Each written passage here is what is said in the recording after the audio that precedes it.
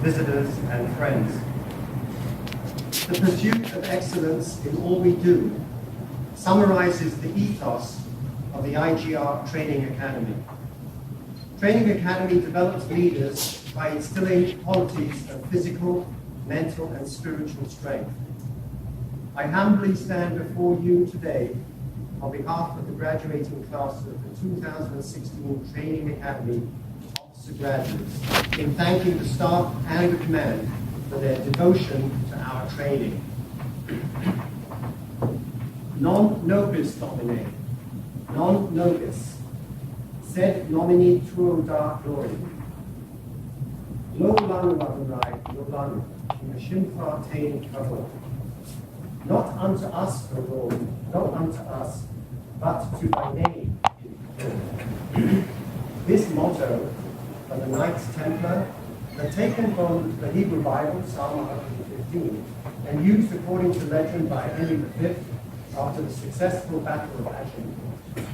From Shakespeare to Rudyard Kipling, these words have inspired the very notion that human success must at some level be referred back to the Almighty One.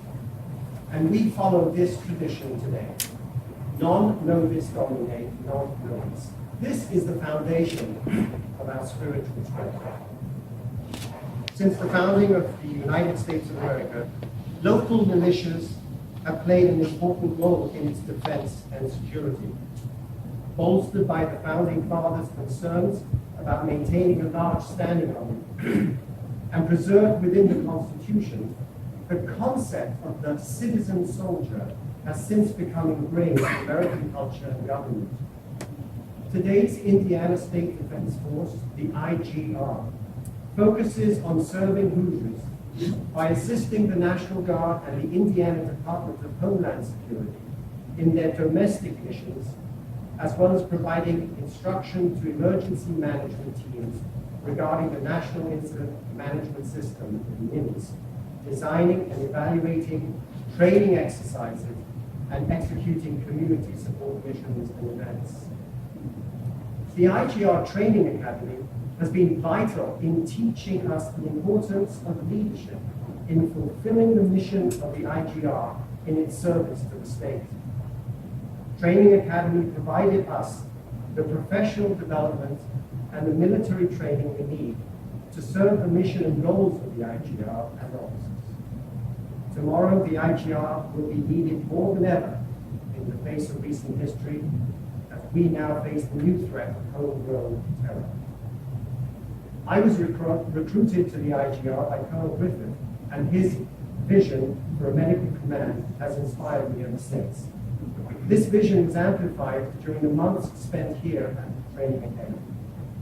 Medical Command, or MedCom, provides highly trained medical personnel for the health and medical welfare of our soldiers, as well as first responder medical support to large-scale disasters when activated and requested. Training Academy has also taught me the concept of camaraderie and fellowship.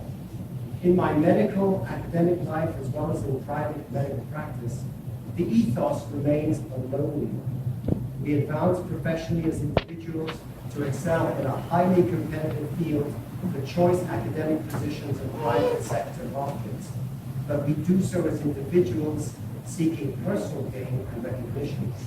Here at the Training Academy, the ethos was totally different. In Shakespeare's albeit fictional account, King Henry V begins his speech in response to General Westmoreland's expressions of dismay at the English army's lack of troop strength.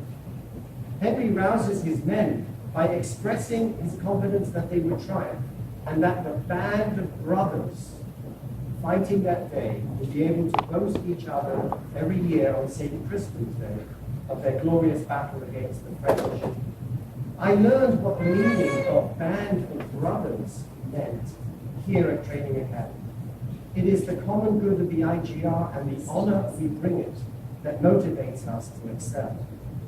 This ethos, through the pursuit of excellence, expresses itself by furthering the physical, mental, and spiritual qualities within each of us as part of the larger core, whereby we learn to set aside personal gain for that of the group, for that of the IGR.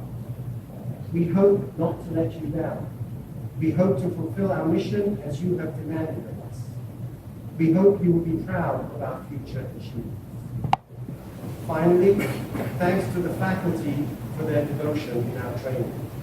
Colonel Potter, you were welcoming and supportive throughout our course with your sense of humor and your dignity.